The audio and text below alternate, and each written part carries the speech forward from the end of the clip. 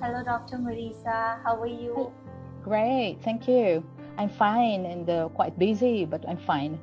Thank you so much for having this chat session with us. And congratulations for being selected as the eminent participant of our conference. It is actually my pleasure. Yeah, Okay. and I'm very willing to do that one because Eurasia group is really good. Mm. So much. Thank you. Thank you. Ma'am, I would like to introduce yourself to our viewers. Okay. Yeah. Okay. So, do you need to introduce? Okay. So I will introduce myself then. Yeah. Yeah. So okay. So good day, everyone. I'm Dr. Merissa Ocampo. Yeah, and I'm a 100% Filipino physically. Look at my feature. I'm 100% Filipino and 90% Filipino mentally, but 100% Japanese when it comes to document. Yeah, because I am now a naturalized Japanese. And yeah, so truth be told, I am enjoying these two gifts of opportunity to be a member of a huge global society now. So currently, I am a full-time lecturer at Fukushima Gakuen University in Fukushima, Japan, and my interdisciplinary work combines linguistics now, so linguistics and health, and looking particularly at the impact of anxiety, burnout, and stress on learners and students. And currently, I am focusing on the effectiveness of positive psychology and mindful self-compassion to cope up with the anxiety among teachers.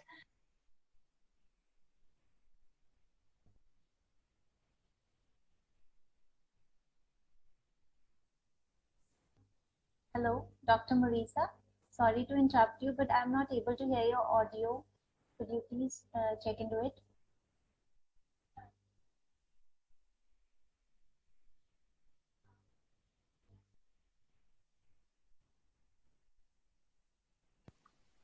How about now? Yeah, ma'am. Now I'm able to. You Oh, may continue. You may continue. is it okay? Or maybe we can start from the beginning if you want. No, ma'am. No, it's okay. You can continue. Yeah, you can continue. Okay. Yeah. So I wrote my PhD dissertation in mindful self-compassion to cope up with the anxieties among teachers, and then I wrote my PhD dissertation on mother and child nutrition and health status, and then having this direct now, so having this direct personal experience guiding family members through the Japanese educational system to the tertiary level. My current research explores the family environment mode approach in language teaching, and as a naturalized Japanese, I am also able to draw upon my knowledge of both Japanese and Filipino language and culture to support an intercultural perspective in my work. And I am currently developing this FEMA, which is I actually presented in one of the conferences of Eurasia, probably somewhere in Malaysia, I guess. Yeah, and I'm currently developing this approach, the FEMA, more extensively, and coordinating a positive psychology. Now, so this positive psychology intervention related module storybooks project for teaching learners from young to adult, and nutrition also, and health concepts in English. Yeah, so that's it. So that is I'm all about myself. That's so great to hear about you. Ma'am, I would like to ask you that what was your motivation during COVID to carry out your research and participate in the conference? Well, as an educator, I have a direct contact with the students in the classroom, and I could feel now. So I could feel some of the negative, unspoken emotions of the students now, and then the urge of learning became lesser and lesser, especially among them. Now, so and then even students' participation in the class activities dropped now because of the how do you call it, the restrictions now, so the restrictions to follow COVID virus. Yeah, yes, yes. And though until now we have to be careful about it now. So with this observation now, with this observation, I asked their teacher and a mom. No, so this is in the FEMA actually, as a mom in the classroom, um, thought of including ways to be, to be or having tears in hearts caused by the COVID. One of those is being mindful and aware about the body messages. So it motivated me to let students to be aware of themselves and to start taking care of themselves, and that's it. Now, so it motivates me to continue this kind of research by seeing my own students that they have to be now, so that they have to be aware and they have to take care of themselves, that the people around them, that even their family members uh, couldn't actually give much of the care except themselves. Mm. Yeah, I can understand that is more important right now in the recent situation. Yeah, yeah, yeah. And what is your opinion on attending the online conference rather than the physical one? Because you know that the pandemic is going on. So, what are your opinion regarding it? Well, online conferences and face-to-face, as we call it, the physical yeah. So I like the way you call it the physical conference, but we call it the face-to-face conferences. And actually both have positive and negative things now, advantages and disadvantages. For me, online conferences are good because financially we can save money. Yeah, so instead of spending 100 or about $1,000 going to that particular place, we could save them. Now we could save this kind of money, and also safe, now safer for us, especially during this period of pandemic period. And then yeah, so money, and then also time. We can save time now. So instead of attending the conference for a week, then we can just only sit in our office and have this and wait for the time, and then you are there now. And another advantage, I think, is that you can, yeah, so just like Eurasia, you are giving all the participants to what is that, to uh, record now. So pre-recording now, so pre-recording, so which is actually good in a way, because you can practice and you can minimize mistakes, especially when you really want other listeners to learn about your research now.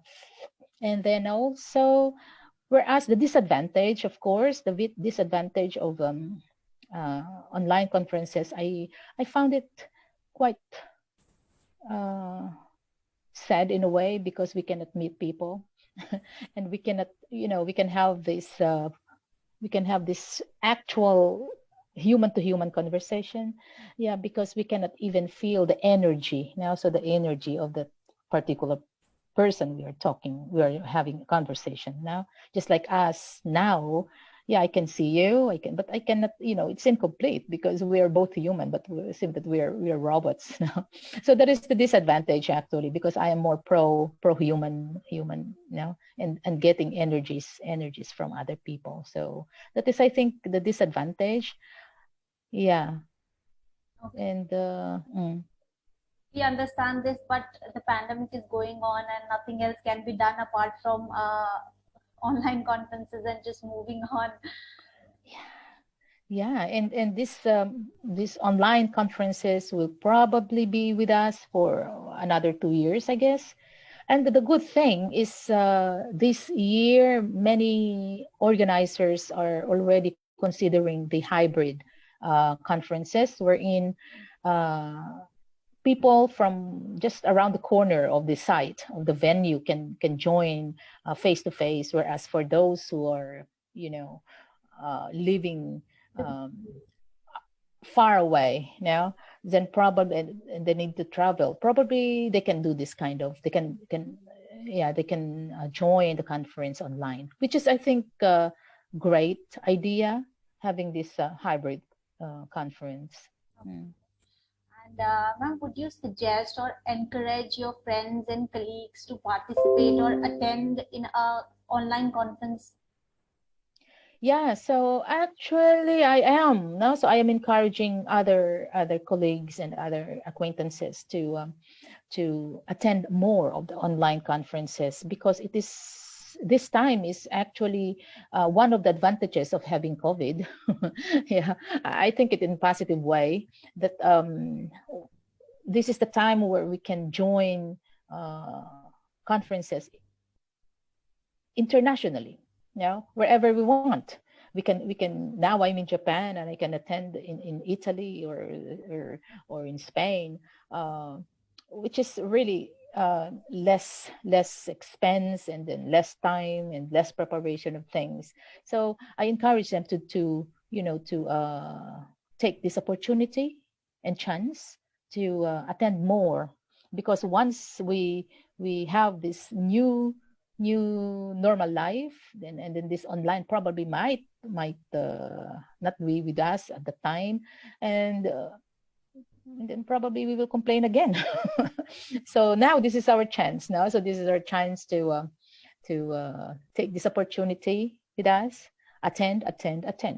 And one of the conferences I found good is the Eurasia, because Eurasia is it is not limited to the topics of the participants. It is something like all in one box now. Whereas in other conferences, so they're only focusing in one topic now, so which is very limited. But Eurasia conference is not now, so they can join any topics they have, and then any research they want to share with the participants are fine, so which is really great. And that is the advantage, and that is the beauty of Eurasia. Thank you so much, ma'am.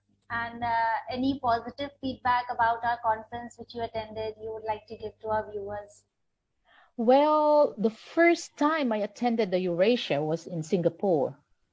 Yes, Singapore now.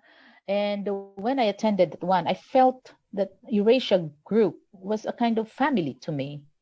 Yeah, because the number of the participants were not that big. So I felt that this is a kind of conference, because we had this kind of I mean, a chance to talk to each other now. So it is not with the organizer, but also with the participants. I also had some experiences attending big conferences. Hundreds of participants were there, but after the presentation, no interaction with them. So it was actually kind of sad. And yeah, so that was actually, I found in Eurasia, the smaller the group is, the better, I think, if you really want to develop, so to develop your connection with other researchers. Mm. So Yeah, great having you, ma'am. Thank you so much for having this chat session with us. thank you. Thank you so much. Yeah, and I hope that someday we will be able to have this chance again. And yeah, I will recommend this Eurasia. And very very how they call it, so you are organized in a way. mm, you are organized, which is I love being organized. So Eurasia is good in that sense. And hope to see you soon in our upcoming conferences. Sure. Yeah. Okay, ma'am. Okay. Thank you Thank so much. you. Yeah. Bye. Okay, bye. Thank you. Oh,